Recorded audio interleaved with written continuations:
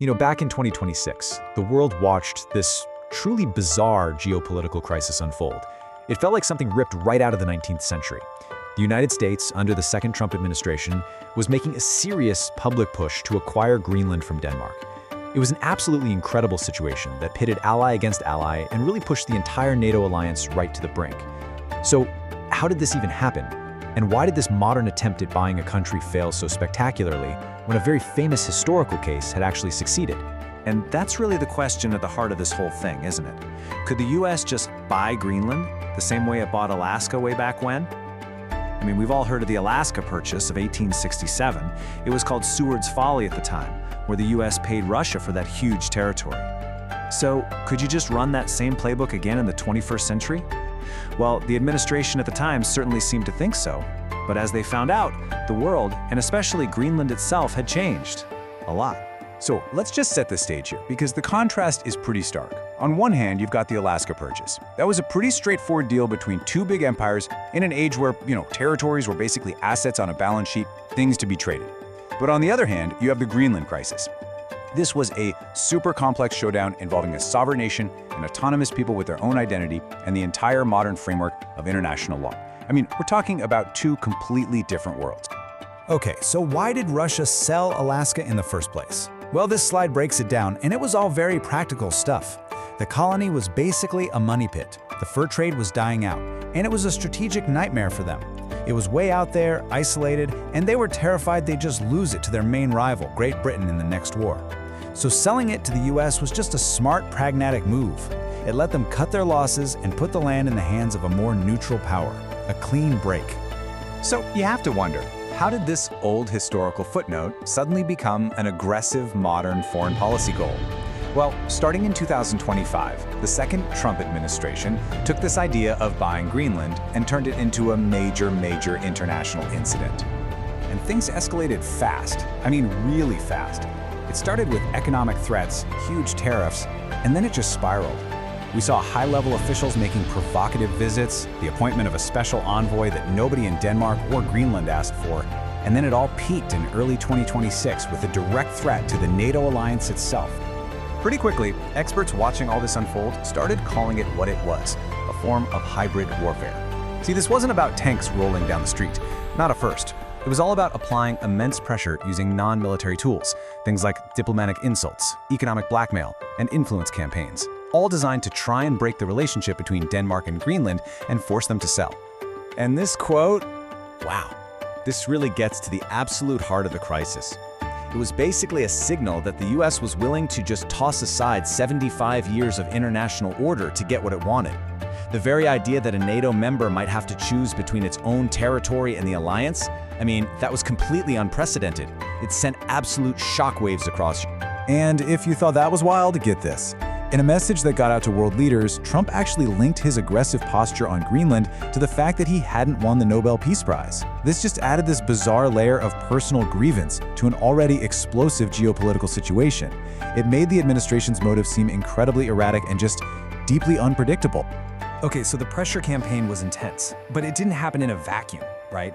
The pushback was swift, it was unified, and it was overwhelmingly negative. And it wasn't just coming from Denmark and Greenland, it was coming from all over the world. And maybe most importantly, from right inside the United States. Just look at these numbers. The American public was not having it. A YouGov poll found that only 8%, supported using military force. 73% were opposed. That left the administration almost completely isolated politically in its own country. And then there's this number, 9. That's how many NATO allies, we're talking France, Germany, the UK, Canada, actually sent military personnel to Greenland in a show of solidarity. This wasn't just some strongly worded letter. This was a physical demonstration. They called it Operation Arctic Endurance, and the message couldn't have been clearer. An attack on Denmark's sovereignty is an attack on all of us. And throughout this entire ordeal, what was Greenland's message? It was simple, powerful, and unwavering. They said it again and again. We're open for business, not for sale. It was a powerful statement about their right to self-determination, that they are a people with their own future, not just a piece of real estate to be traded. And the opposition inside the US was fiercely bipartisan. This wasn't just one party yelling at the other. You had key Republican leaders like Mitch McConnell coming out and calling the threats a catastrophic act of strategic self-harm. A congressional delegation with both Democrats and Republicans flew to Copenhagen just to show their support for Denmark. It was clear the administration had no real consensus for this in Washington. So you've got all this pressure building up from allies, from the public, from Congress, and it all came to a head at the World Economic Forum in Davos. With the whole world watching, and after weeks of these escalating threats, the administration just abruptly slammed on the brakes. So what actually happened? Well, President Trump announced what he called a framework of a future deal with NATO's Secretary General, and he called off the tariffs. It was spun as a victory, a successful negotiation, but was it really a deal, or was it just a diplomatic retreat? Let's take a closer look. Now, what's really fascinating here is the contrast between the claim and the reality. The administration claimed they got a brand new deal, but what reporters found out was that it was basically a face-saving move. It was just a meeting where they reconfirmed security agreements that had already been in place for over 70 years. There was no sale, there was no transfer of sovereignty, it was a complete climb down, just repackaged to look like a win. And you know, this quote from a Greenlandic member of the Danish parliament just says it all. The very people this deal was supposedly about were not only left out of it, they were totally baffled by the claim. Aje Chemnitz called it completely crazy, pointing out that NATO has no power to negotiate anything for Greenland. It just showed the total disconnect between the White House story and what was happening on the ground. So, let's circle all the way back to our original question. Why did this attempt fail so badly when the Alaska Purchase actually succeeded?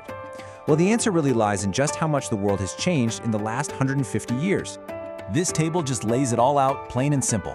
In 1867, Alaska was a colonial outpost, and the people living there had absolutely no say in the matter.